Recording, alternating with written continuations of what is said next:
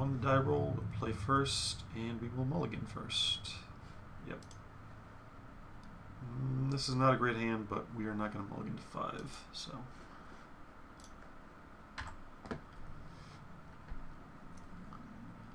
Yeah, do not want to mulligan to 5. Oh.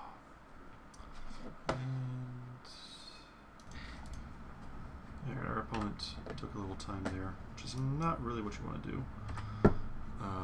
These games can get drawn out quite extensively.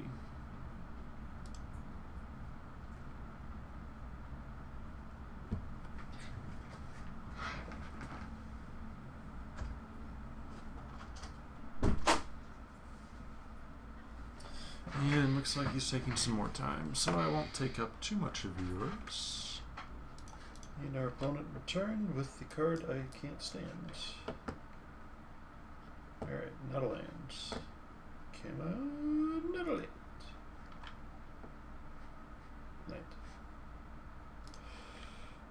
Alrighty. See if he plays on time this time. I think he will. Probably multi-queued or something. Or, you know, found a good porn on the internet. So if you want to spend like your turn doing 2 damage to me, that is sweet.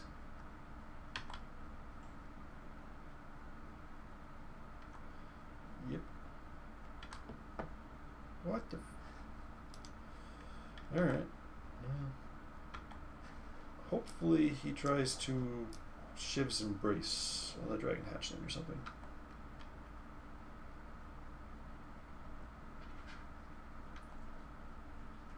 I think I'm still fine not taking 1 damage and keeping the Chandra's Outrage.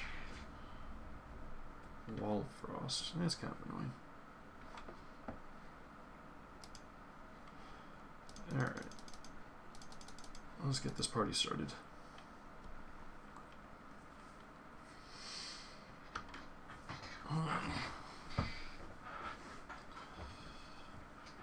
Just a little bit hard to get through the Wall of Frost. I can kind of combo it with that. Air Servant. I think, no, that's going to get blasted, probably. Or I could just cast Shivan Dragon.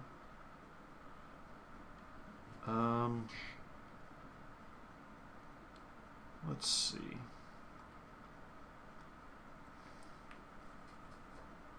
So I think I just cast Shivan Dragon, and then force him to use his mana next turn to actually get through any damage. And then I'll next turn I can Chandra's Outrage and Ragathan Firecat, so.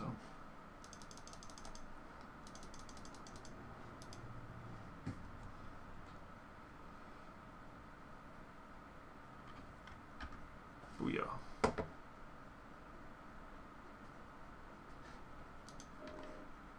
No attacks.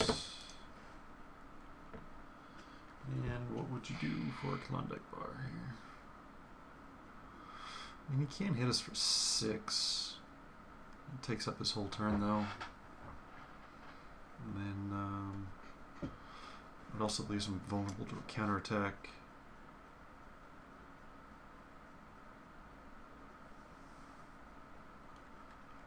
Oh, Frost Breath. Okay, that's slightly better. Yep. Yep. Alright.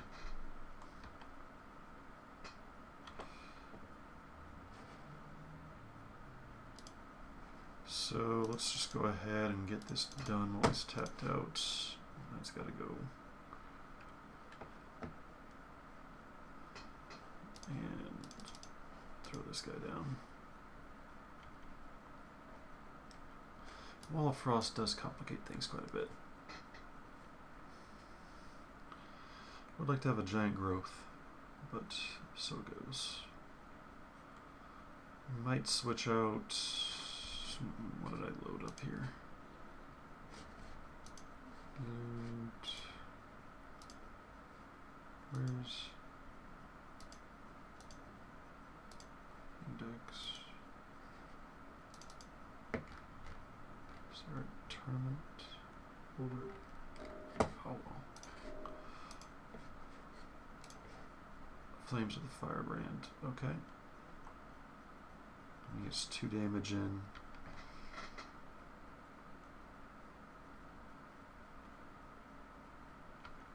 Or sorry, yeah, 2 damage from the flames and 1 damage here. So starting to get a little awkward here. Yeah, I was gonna say I might want to change out the Ranger's Guile for the +2/+0 first strike, so Battle Sliver can get through Wall of Frost. I think so. I could do 8 damage to him in theory with the fire breathing, etc. Or I can stay back to try and block. And then take 2. I think it's okay to go ahead and hit him for 8. 8's a lot, and then next turn we can squeeze in some extra damage with that.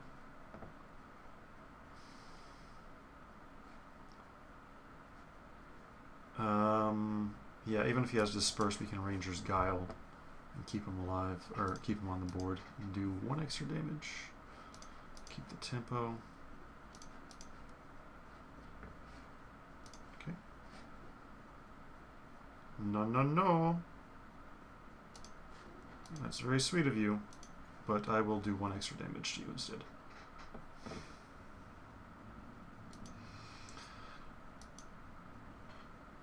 So, if nothing else happens, he's dead on board next turn.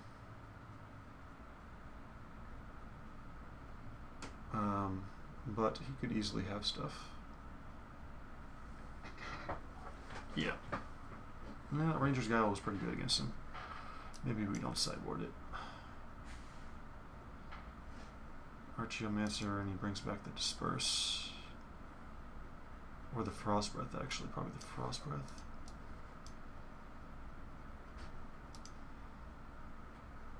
Yeah, Frost Breath.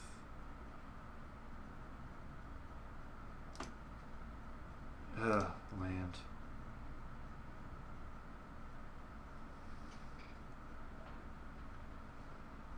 Okay. No point in attacking or playing our final land.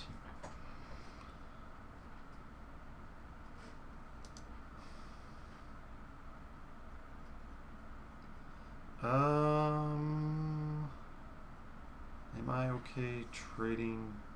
Yeah.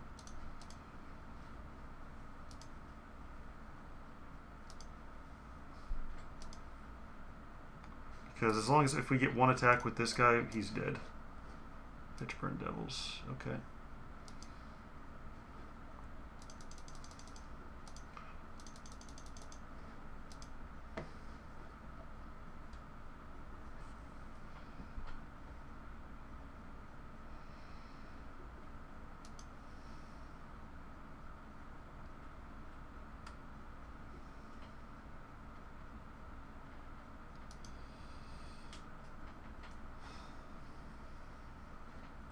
Dragon Hatchling is super awkward.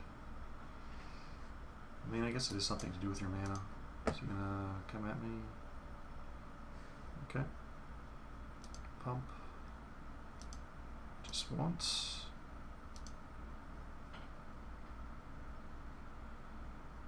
Dragon Egg. Still think he's dead. Howl the Night Pack. Alright, so they play the mountain and we'll see what happens here. Alright, so he didn't tap anything. 3 green or blue mana. I don't think there's anything he can do at this point. He could Disperse, but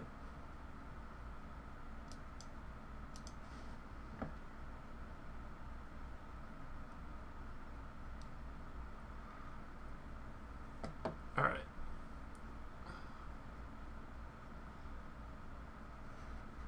So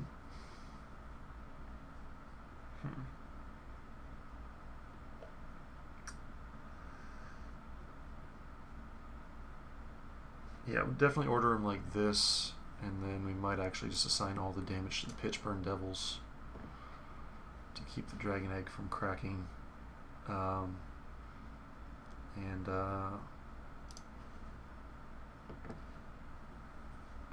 guess we go ahead and try and make this lethal. He could have a Disperse. That would suck. But I think it's better than giving him a chance to like draw a mountain and kill us or whatever. So he's just either got to have it or he doesn't. Playing Howl the Night Pack's not going to really help us. So yeah, he's going to do that. Do 3 to us. Yeah. Alright.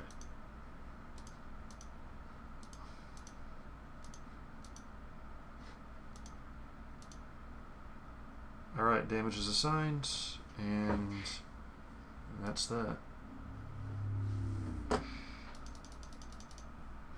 Fire Shrieker. Okay. So, maybe Lightning Talons might come in to help us get through the Wall of Frost. I don't think Thunderstrike actually, because that only affects Battle Sliver, but Lightning Talons gets him in, gets him through it, gets Walla through it. So he was red, so maybe we would cut the Academy Raider and the Lightning Talons. Saw one bounce spell from him. Is that the only way he could interact with us? He didn't have any ground attackers really, so that's not so great. He did have some tap effects, but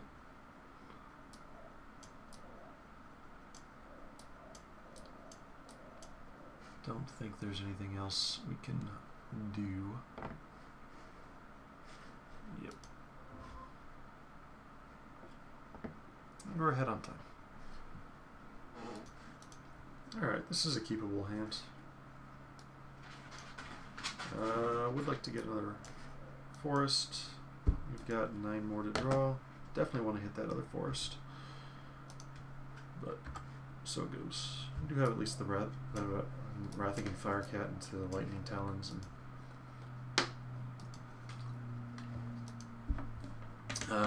we're not going to get any life gains, so screw it. Could even put Lightning Talons on the Voracious Worm here. Looks like he's having trouble getting his mana together. I think it's better just to diversify the threats though, and put out an extra 4 power for next turn. If we hit a land, we should be able to burn through something or whatever.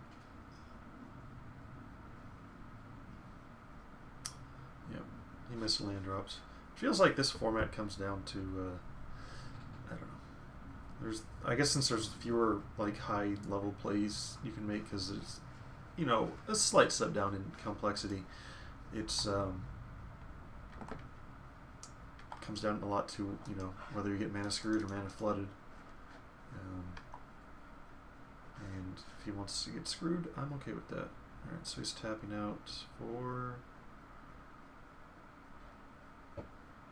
Flames of the Firebrand. That's pretty good. 2 for 1. Forest. Alright. So throw out the Rumbling Baloth and see if you can deal with that.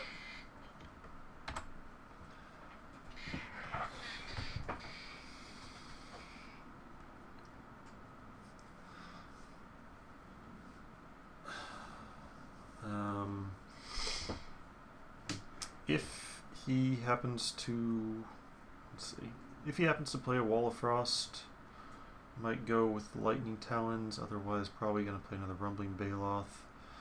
Potentially not, especially if we draw another land. There could Talons and Sliver. What have we here? Wall of Frost, Warden of Evil's Isle. Fine. Fine, fine. Battle Sliver. Okay. So we bash in and play another Baloth.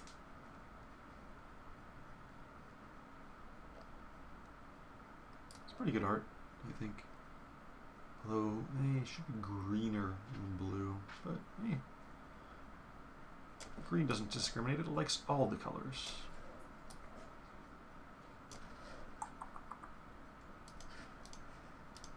Okay, attacks. And Baloth. Go. Go, go, go. Yeah, it's going to be hard for him to deal with this here. I think. Warden of Evos Isle. And Dragon Hatchling, sure. Attacks. Yeah. So what's your plan? To just take 8 this turn? It doesn't seem like a terribly great plan, my friend.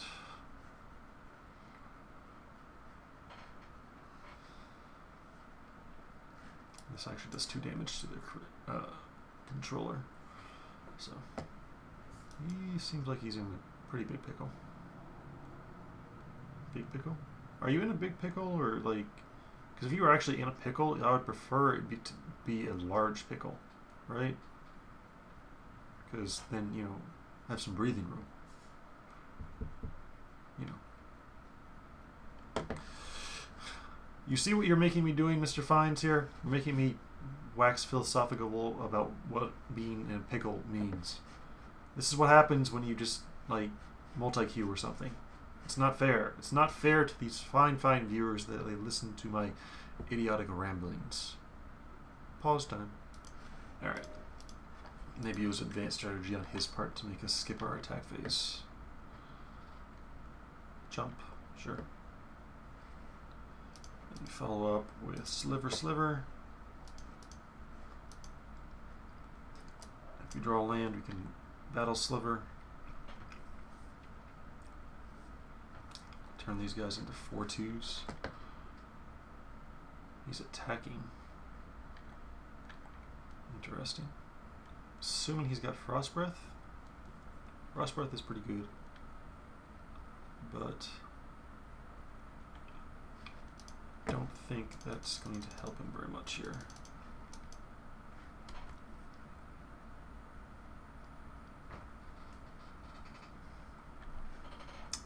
Frost Breath.